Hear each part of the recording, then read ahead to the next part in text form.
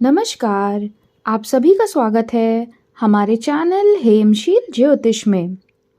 दर्शकों, 14 मार्च 2025 को ग्रहों के राजा सूर्यदेव कुंभ राशि से निकलकर अपने मित्र ग्रह मीन राशि में प्रवेश करने वाले हैं। यह गोचर सूर्यदेव का अत्यंत ही महत्वपूर्ण होने वाला है। तो आज के इस वीडियो में हमने सूर्य गोचर जो 14 मार्च 2025 को हो रहा है, उनका सभी 12 राशियों पर कैसे प्रभाव पड़ने वाला है, अच्छा या बुरा, इसी की चर्चा आज के वीडियो में करेंगे। साथ ही वीडियो के अंत में हम सभी राशि वालों को खास उपाय भी बताएंगे, इसलिए वीडियो के अंत तक हमसे जुड़े रहिएगा। वीडियो स्टार्ट करने से पहले हमारा आपसे अनुरोध है कि जिन्होंने भी अब तक हमारे चैनल को सब्सक्राइब नहीं किया है तो प्लीज़ चैनल को सब्सक्राइब करें और हमसे जुड़ें। तो देखिए, वैसे तो सूर्य का गोचर हर महीने ही होता है, लेकिन जो इस बार का गोचर है ये बहुत ज़्यादा प्रभावशाली भी होने वाला है। ऐसा क्यों कह रहे हैं, चलिए बता देते हैं। इस बार जहां एक तरफ सूर्य राहु के साथ ग्रहण योग बनाएंगे, तो उसी जगह शुक्र और बुध के साथ शुभ योग का निर्माण भी करेंगे। इस जो भी ये ग्रह योग बनेंगे, इनका जो प्रभाव पड़ेगा वह अत्यंत ही प्रभावशाली होने वाला है। हम सभी ये बात भलीभांति जानते हैं कि ज्योतिष में सूर्यदेव को नवग्रहों के जनक का दर्जा प्राप्त है, जो कि पिता, आत्मा और सरकार के कारक ग्रह माने गए हैं। किसी व्यक्ति की कुंडली का विश्लेषण करते समय सबसे पहले सूर्य ग्रह की स्थिति को ही देखा जाता है। इनकी स्थिति से ही आपका स्वभाव, जीवन मूल्य और जीवन के प्रति आपका दृष्टिकोण निर्धारित होता है। तो सूर्यदेव 14 मार्च 2025 की शाम 6:32 पर मीन राशि में गोचर कर जाएंगे। उग्र ग्रह के रूप में सूर्य जल तत्व की राशि मीन में प्रवेश करेंगे। ऐसे में दो अलग अलग ऊर्जाओं का संगम देखने को हमें मिलेगा। सूर्य के इस गोचर से कई शुभ योगों का निर्माण होगा। सूर्य अपने मित्र ग्रह गुरु की राशि मीन में आकर जहां खरमास लगाएंगे, वहीं शुक्र और बुध के साथ युति भी करेंगे। इससे बुधादित्य और शुक्रादित्य योग बनेगा। लेकिन यहाँ सूर्य के साथ राहु के होने से ग्रहण योग भी बनेगा, लेकिन शुभ ग्रहों की मौजूदगी के कारण ग्रहण योग के प्रभाव में कमी आएगी और ग्रहों के राजा सूर्य अपने शुभ प्रभाव देने में समर्थ रहेंगे। तो चलिए, सूर्य के राशि परिवर्तन कैसे करेगा, सभी 12 राशियों को प्रभावित, किस राशि वालों को बड़ा लाभ होगा, किन राशि वालों को रखनी होगी सावधानी, इसकी चर्चा हम कर लेते हैं। तो राशि क्रम में सबसे पहले हम बात कर लेते हैं मेष राशि वालों की। तो मेष राशि वालों, आपकी जन्म कुंडली के हिसाब से यह जो गोचर है सूर्य का आपके 12वें स्थान से होने जा रहा है। यह गोचर मेष राशि वालों आपके लिए उतना शुभता लिए हुए नहीं दिख रहा है। 12वां घर जो होता है वह व्यय, विदेश यात्रा, मानसिक शांति से संबंधित होता है। इस अवधि में आप देखेंगे कि आपके खर्चों में निरंतर वृद्धि होती जा रही है। बेफिजूल के खर्चे आपके पास आते ही जा रहे हैं, खर्चों में वृद्धि होगी। इस दौरान आपको अत्यधिक मानसिक तनाव से भी जूझना पड़ सकता है।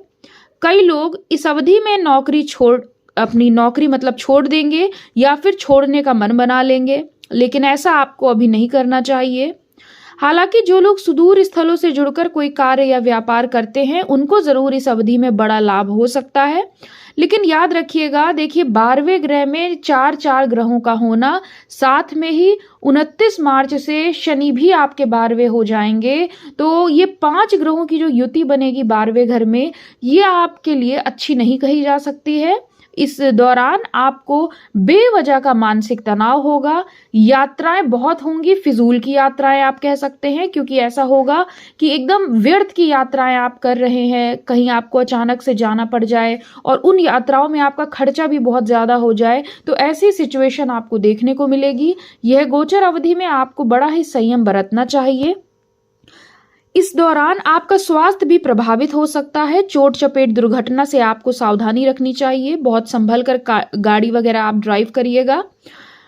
एक चीज और, यह समय आत्मनिरीक्षण और मानसिक शांति प्राप्त करने का है, इसलिए जितना भी आपसे हो पाए, अगर आप अध्यात्म की ओर रुचि लेते हैं, अध्यात्म से जुड़ते हैं, बहुत पूजा पाठ करते हैं, तो आपको काफी राहत इस दौरान मिल सकती है। तो चलिए आगे बढ़ते हैं और अब चर्चा कर लेते हैं वृषभ राशि वालों की। तो वृषभ राशि वालों, आपके लिए यह गोचर सर्वाधिक शानदार परिणाम लेकर आपके लिए आने वाला है। वृषभ राशि वालों की कुंडली में सूर्यदेव आपके चतुर्थ भाव के स्वामी हैं, जो अब आपके 11वें भाव में गोचर करने वाले हैं। इसके फलस्वरूप सूर्य का मीन राशि में गोचर आपको आर्थिक मामलों में अच्छा रिटर्न देगा। जीवन में ज्यादा से ज्यादा आर्थिक लाभ पाने की राह में आपका मार्गदर्शन करेगा। इस अवधि में आपको घर परिवार से अनेक तरह के लाभ की प्राप्ति संभव है। साथ ही आपकी सुख सुविधाओं में वृद्धि हो सकती है। इस गोचर के दौरान आपको हर कदम पर अपने परिवार के सदस्यों और प्रियजनों का साथ मिलता रहेगा। बीच बीच में छोटी मोटी टकरार हो सकती है। करियर के दृष्टिकोण से यह गोचर आपके लिए अत्यंत ही भाग्यशाली रहेगा।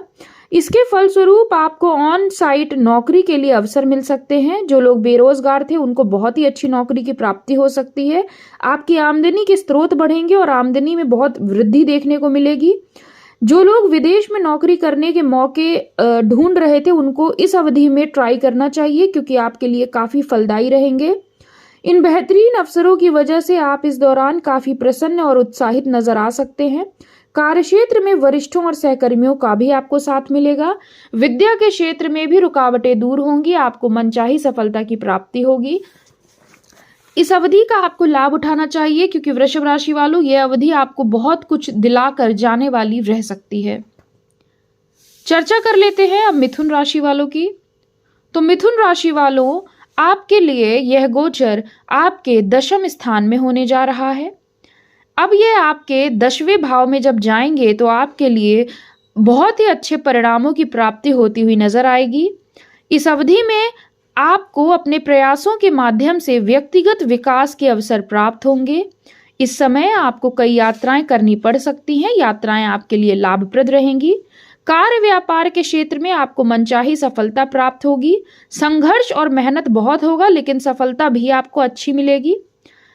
इन लोगों के लिए सूर्य का यह गोचर नौकरी के नए अवसर लेकर आ सकता है। आपके भीतर पदों को संभालने की काबिलियत मौजूद होगी, जो कि आपके भविष्य के लिए अच्छे साबित होंगे। इस अवधि में बस आपको पिता से संबंधों में आपको बहुत ज्यादा ध्यान देने की जरूरत है, या पिता के स्वास्थ्य पे इस समय थोड़ा सा उल्टा प्रभाव देख सकते हैं। पिता को स्वास्थ्य संबंधी परेशानियां परेशान कर सकती हैं। जिन जातकों का खुद का व्यापार है, उन्हें इस अवधि में व्यापार में वृद्धि देखने को मिलेगी। साथ ही कुछ सुनहरे अवसर भी आपके हाथ लग सकते हैं। आर्थिक जीवन की बात करें तो इस समय आपके पास पर्याप्त मात्रा में धन आएगा और सही तरीके से प्रबंधन करने में आप समर्थ होंगे। कुल मिलाकर मिथुन राशि वालों, लाभ उठाइएगा। बहुत ही अच्छा आपके लिए यह गोचर रहेगा। बात कर लेते हैं कर्क राशि की। कर्क राशि वालों, सूर्य देव का यह गोचर आपके 9वें स्थान से होने जा रहा है। यह समय आपके जीवन में सौभाग्य लेकर आएगा। आपको सकारात्मक परिणामों की प्राप्ति होगी। इस दौरान आपको अपने पिता का हर कदम पर सहयोग मिलेगा। बात करें करियर की, तो सूर्य का मीन राशि में गोचर की अवधि में आपको नई नौकरी प्राप्त हो सकती है, या आपको नौकरी में कुछ सकारात्मक बदलाव देखने को मिल सकते हैं। ऐसे में आपको पदोन्नति मिलने के योग बन जाएंगे। कर्क राशि के जिन जातकों का खुद का व्यापार है, विशेष रूप से आउटसोर्सिंग का, उन्हें अपने प्रयासों से अच्छा खासा लाभ प्राप्त हो सकता है। आर्थिक जीवन की बात करें तो यह समय बहुत अच्छा कहा जाएगा, क्योंकि इस दौरान आप धन कमाने के साथ साथ धन की बचत भी कर सकेंगे। पूर्व में यदि कोई स्वास्थ्य समस्या चल रही थी तो आपको थोड़ा सा सावधानी रखनी चाहिए। हालांकि इस अवधि में आप देखेंगे कि आपके स्वास्थ्य में सुधार भी हो रहा है। कोई भी तकलीफ थी तो उसमें कमी आएगी। यदि आपको अभी तक किसी न किसी बात की टेंशन थी, मानसिक तनाव था, तो उसमें भी अब न्यूनता आपको देखने को मिल सकती है। बात कर लेते हैं सिंह राशि वालों की। तो सिंह राशि वालों देखिए, यह गोचर आपके अष्टम स्थान से होने जा रहा है। सिंह राशि वालों, इस अवधि में आपको बहुत ही ज्यादा सतर्क एवं सावधानी अपेक्षित रहेगी। अष्टम स्थान पर इतने सारे ग्रहों का एक साथ विराजमान होना, सबसे पहले तो आपको स्वास्थ्य का विशेष ख्याल रखना चाहिए। चोट चपेट दुर्घटना की प्रबल संभावनाएं हैं, तो यात्राएं बहुत ही ज्यादा ध्यान पूर्वक करिएगा। इस समय में चोरी आदि होने का भी भय आपको रहेगा। आपको इस दौरान जीवन में कुछ चुनौतियां अचानक से आ सकती हैं। कई अप्रत्याशित घटनाओं का सामना भी करना पड़ सकता है। इस अवधि में आपको कार्यों में सफलता प्राप्त करने हेतु बहुत ही ज्यादा संघर्ष और आपको बहुत मेहनत करनी पड़ेगी, फिर भी परिणाम आपके मनोनुकूल नहीं आ पाएंगे, जिसके चलते आपका मन निराशाजनक रह सकता है। आपको कार्यक्षेत्र में काम का दबाव बढ़ सकता है। कई लोगों की इस समय अवधि में नौकरी भी छूटने के योग बन रहे हैं। बहुत ही सोच समझकर आपको इस अवधि में चलना चाहिए, क्योंकि इस अवधि में देखिए, पहली चीज तो आपका स्वास्थ्य प्रभावित होगा। दूसरा, यात्राओं में और गाड़ी चलाने वगैरह में चोट संभावित है, कष्ट संभावित है, तो बचना चाहिए। इस अवधि में करियर से जुड़ा हो या जीवन से जुड़ा कोई भी महत्वपूर्ण फैसला आपको लेने से बचना चाहिए। ओवरऑल अगर हम बात करें तो इस अवधि को बड़े ही सावधानी पूर्वक व्यतीत करिए, क्योंकि आपके लिए यह गोचर हम बिल्कुल भी अच्छा नहीं कह सकते। चलिए आगे बढ़ते हैं और जान लेते हैं कि कन्या राशि वालों के लिए ये गोचर अवधि कैसी रहने वाली है। तो कन्या राशि वालों, सूर्य देव का गोचर आपके सप्तम स्थान से होने जा रहा है। कार्य व्यापार की दृष्टिकोण से यह अवधि आपके लिए काफी लाभप्रद रह सकती है। आपको अपने दोस्तों और सहकर्मियों के साथ बीच बीच में मतभेद भी हो सकते हैं इस अवधि में। करियर की बात करें तो नौकरी के संबंध में आपको किसी बदलाव का सामना करना पड़ सकता है, या फिर नौकरी में ट्रांसफर होने की संभावनाएं बन रही हैं, जो कि आपको पसंद ना आए। यदि आपका अपना व्यापार है तो आपके हाथ से लाभ कमाने के बेहतरीन अवसर आपको ढूंढने पड़ेंगे, अन्यथा आपको नुकसान हो सकता है या वह अवसर आपके हाथ से निकल सकते हैं। ऐसे में बिजनेस में मिलने वाले अवसरों का फायदा उठाने के लिए आपको योजना बनाकर चलना होगा।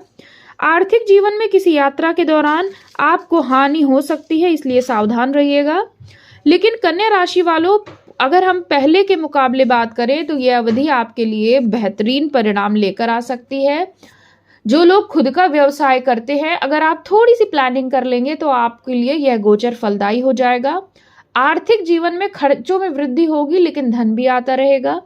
जीवन साथी के संदर्भ में यदि हम बात करें तो यह गोचर अवधि अच्छी नहीं कही जाएगी।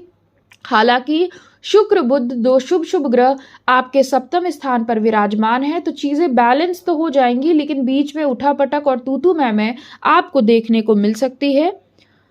इस अवधि में आपको कोई भी इंपॉर्टेंट डिसीजन लेना है तो थोड़ा सा आप किसी से या तो राय ले लीजिए या विचार विमर्श कर लीजिए, तो ज्यादा आपके लिए अच्छा रहेगा। इस अवधि में आपके और आपके जीवन साथी की स्वास्थ्य थोड़ी सी प्रभावित हो सकती है। आप लोगों को गले के ऊपरी हिस्से में तकलीफ होना, बदन में दर्द होना, दांतों की समस्या होना, मुंह का कोई रोग होना, ये सब प्रॉब्लम्स आप दोनों में से किसी को परेशान कर सकती है। और इस बीच आप देखेंगे आप में अहम की भावना की वृद्धि हो रही है, इससे आपको बचना चाहिए। अब आगे बढ़ते हैं और बात कर लेते हैं तुला राशि वालों की। तो तुला राशि वालों, सूर्यदेव आपके छठे भाव में गोचर करेंगे, जिसके चलते आपको स्वास्थ्य से जुड़ी कुछ ना कुछ समस्याएं देखने को मिल सकती हैं। इस दौरान कानूनी पचड़े में आपकी राशि के कुछ लोग फंस सकते हैं, इसलिए सावधान रहिएगा। हालांकि शत्रुओं पर आप सूर्य के मीन राशि में गोचर के दौरान हावी रहेंगे। शत्रु पक्ष बिगाड़ आपका कुछ भी नहीं कर पाएगा। हालांकि प्रयत्न बहुत होंगे, लेकिन तब भी जीत आप ही की होगी। धन से जुड़े मामलों को लेकर आपको सतर्क रहना होगा। इस दौरान बड़ी रकम का लेन देन बहुत ही सोच समझ कर करें। किसी पर भी आवश्यकता से अधिक भरोसा करना आप पर भारी पड़ सकता है। पारिवारिक स्तर पर कुछ लोगों के साथ आपके मतभेद पैदा हो सकते हैं, जिससे आपको मानसिक तनाव का सामना करना पड़ सकता है। इसलिए इस गोचर अवधि में आपको कुछ चीजों के प्रति बहुत ही ज्यादा संवेदनशील रहने की आवश्यकता पड़ सकती है। अब बात कर लेते हैं वृश्चिक राशि वालों की। तो वृश्चिक राशि वालों, सूर्यदेव आपके पंचम स्थान में गोचर करने वाले हैं। आपके लिए यह अवधि बहुत ही अच्छी रहने वाली है। आपके जीवन में कई सुनहरे अवसरों की प्राप्ति होती हुई नजर आएगी। आप लोगों का इस समय सारा ध्यान अपने काम पर केंद्रित रह सकता है। आप कुछ महत्वपूर्ण विषयों के बारे में जानने के लिए उत्सुक नजर आ सकते हैं। पेशेवर जीवन की बात करें तो सूर्य गोचर के दौरान इन जातकों का आईक्यू बेहतर होगा। इंटरव्यू आदि में सफलता प्राप्त हो सकती है। नई नौकरी भी आपको मिल सकती है। आपके कार्य करने की क्षमता में सुधार होगा, जिससे आप अच्छे से काम करने में सक्षम रहेंगे। इस अवधि में व्यापारी वर्ग को भी बहुत ही अच्छी सफलता प्राप्त हो सकती है। आपको कोई बड़ा धन लाभ हो सकता है। किसी अप्रत्याशित स्रोत से अप्रत्याशित तरीके से धन की प्राप्ति भी संभव है। विशेष रूप से उन जातकों के लिए जिनका संबंध व्यापार और सट्टेबाजी से है, उनके लिए यह अवधि बहुत ही अच्छी रहेगी। आर्थिक जीवन की बात करें तो बहुत ही शुभ है आपके लिए यह गोचर। धन कमाने के साथ साथ पैसों की बचत भी आप कर पाने में समर्थ रहेंगे। तो वृश्चिक राशि वालों, आप लोग को इस गोचर का पूरा लाभ उठाना चाहिए। हालांकि यदि आपकी संतान है तो संतान के प्रति आपको कुछ चिंता हो सकती है या संतान के स्वास्थ्य से संबंधित कुछ समस्याएं हो सकती हैं। लेकिन वैसे देखें तो वृश्चिक राशि वालों, आपके लिए यह गोचर अवधि बहुत ही अच्छी है। हर क्षेत्र में आपको लाभ और तरक्की देखने को मिल सकती है। अब बात कर लेते हैं धनु राशि वालों की। तो धनु राशि वालों, सूर्यदेव आपके चतुर्थ स्थान से गोचर करने वाले हैं। इसके फल स्वरूप आप सामाजिक जीवन में लोगों के साथ घुल मिलकर और परिवार के सदस्यों के साथ समय बिताकर खुश दिखाई देंगे। साथ ही इस अवधि में परिवार में धार्मिक मांगलिक कार्य संपन्न हो सकते हैं। करियर की बात करें तो इस अवधि में आपको काफी यात्राएं करनी पड़ सकती हैं। ऐसे में आपकी आर्थिक स्थिति बेहद मजबूत रहेगी। अगर आपका स्वयं का व्यापार है तो आउटसोर्सिंग के बिजनेस में आपका प्रदर्शन शानदार रह सकता है। फैमिली बिजनेस में भी आप हाथ बटा सकते हैं, आपको उससे लाभ होगा। आर्थिक जीवन बहुत ही अच्छा रहेगा। एक से अधिक स्रोतों से धन कमाने की आपकी चेष्टा रहेगी और उसमें आपको सफलता भी प्राप्त होगी। इस अवधि में भौतिक सुख सुविधाओं में आपका खर्च भी होगा। बड़ी खरीदारी भी संभव है और आप इस अवधि में नया घर, नया वाहन, नई जमीन, ऐसा कुछ भी आप ले सकते हैं। यह गोचर आपके लिए बहुत ही अच्छा है। आपके भौतिक सुख साधनों में वृद्धि होने के पूरे योग हैं। बस आपको इस अवधि में अपने माता के साथ संबंधों को लेकर थोड़ा सचेत रहना चाहिए।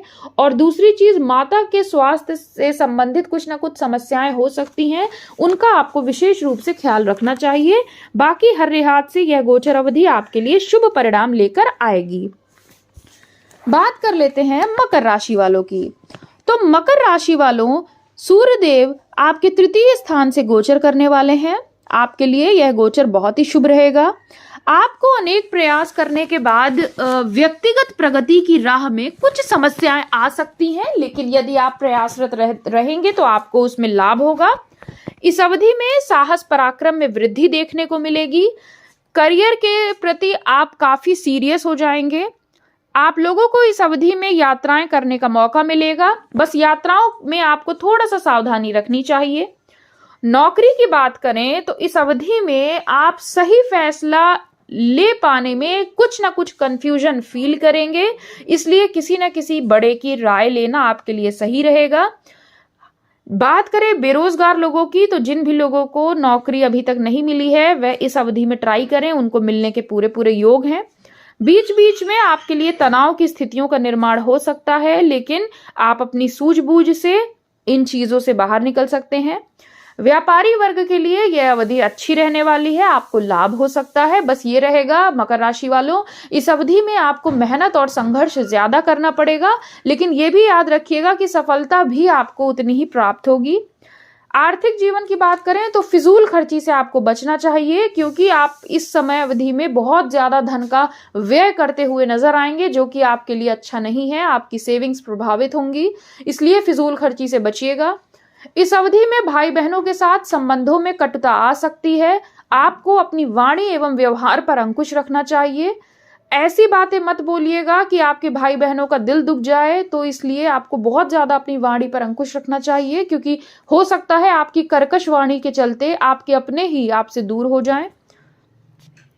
अब आगे बढ़ते हैं और जान लेते हैं कुंभ राशि वालों की स्थिति।